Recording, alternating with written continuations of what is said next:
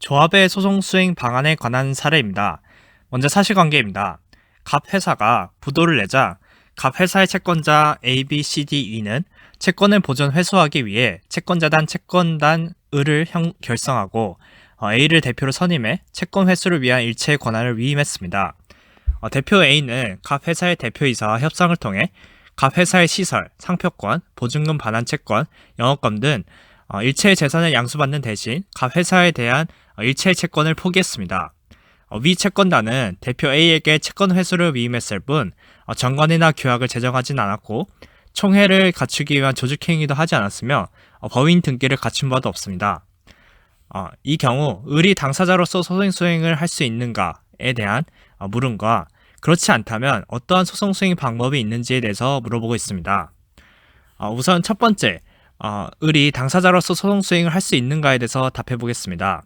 우선 논점을 정리해보면 채권단 을이 비법인 사단이라면 대표자 또는 관리인이 있는 경우에는 그 사단의 이름으로 당사자가 될 수 있지만 조합이라면 당사자가 될 수 있는지 문제됩니다.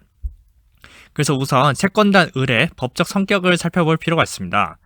우선 민법상 조합과 비법인 사단의 구별이 필요한데요.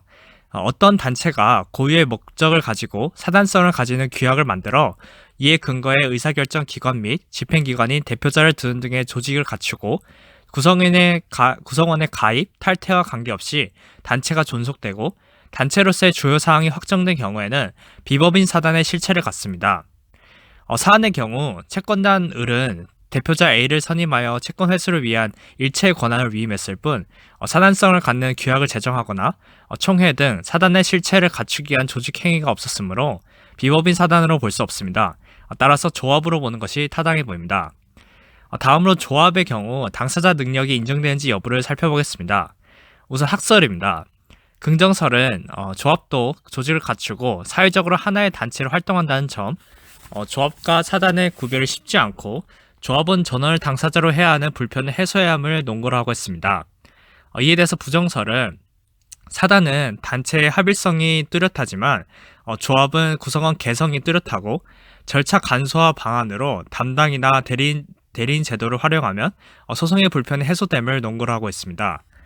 이에 대해서 판례는 민법은 조합과 권리 능력 없는 사단을 구별하고 전자의 재산관계를 합의로 후자는 총유로 규정하고 있어 같이 다룰 수 없다는 전제하에 광주 목공조합은 조합의 실체를 가지고 있으므로 당사자 능력이 없다고 하고 있습니다.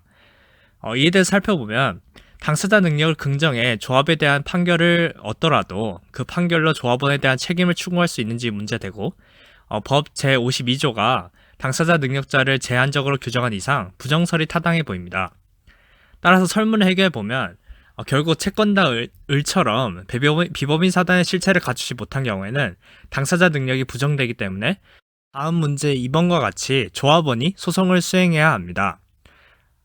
그렇다면은 두 번째 문제를 살펴보겠습니다. 우선 고유 필수적 공동소송으로서 전원이 공동하여 소송을 수행하는 방법이 있습니다. 먼저 능동소송의 경우 합의물의 처분과 변경에 합의자 전원의 동의가 필요하고 합의물의 지분 처분에도 전원의 동의가 필요함에 비추어 보아 조합원의 조합재산에 관한 소송은 고유 필수적 공동소송이라 볼 수 있습니다. 다만 보존 행위에 관한 소송은 통상 공동소송입니다. 다음으로 수동소송의 경우에는 조합 채권자가 조합원에 대해 각 조합원의 개인적 책임에 기해 당해 채권을 행사하는 경우에는 조합원 각자를 상대로 소를 제기할 수 있습니다. 다만 조합원에게 조합 재산에 관해 공동 책임을 묻거나 합의로 소유권 이전 등기가 마쳐진 부동산에 대한 이전 등기 청구는 고유 필수적 공동소송에 해당됩니다. 이에 대해서 이용상 문제점이 있는데요.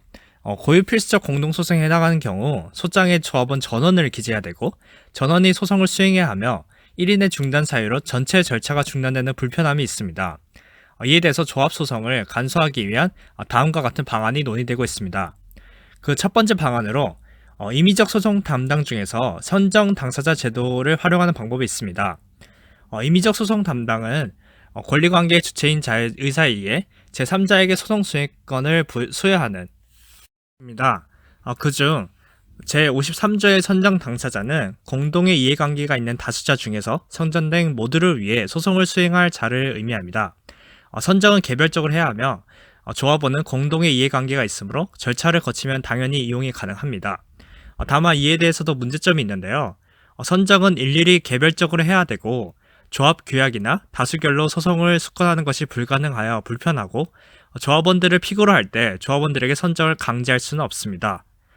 다음 방안으로는 규정이 없는 임의적 소송 담당 제도를 활용할 수가 있는데요. 규정이 없는 경우 허용 기준에 대한 논의가 있습니다. 임의적 소송 신탁은 민소법 제87조가 정한 변호사 대리 원칙이나 신탁법 제6조가 정한 소송 신탁의 금지를 잠탈하는 등의 탈법적 방법에 의하지 않은 것으로서 이를 인정할 합리적 필요가 있는 경우에 한해 제한적으로만 허용됩니다. 이때 이제 신탁을 인정할 합리적 필요가 있는 경우란 담당자가 소송물에 대해 고유의 이익을 가지고 있거나 실체법상 포괄적 관리 처분권을 가지고 권리관계 주체 못지않은 지식이 있는 경우에 인정됩니다. 업무 집행 조합원의 경우 판례는 동백 흑농계의 업무 집행자에 대한 소유권 확인 사건에서 조합 계약에 의해 자기 이름으로 조합 재산을 관리하고 업무 집행 권한을 수여받은 업무 집행 조합원은 조합 재산 소송에 관해 조합원으로부터 임의적 소송 신탁을 받아 자기 이름으로 소송하는 것이 허용된다고 합니다. 다만 이에 대해서도 문제점이 있는데요.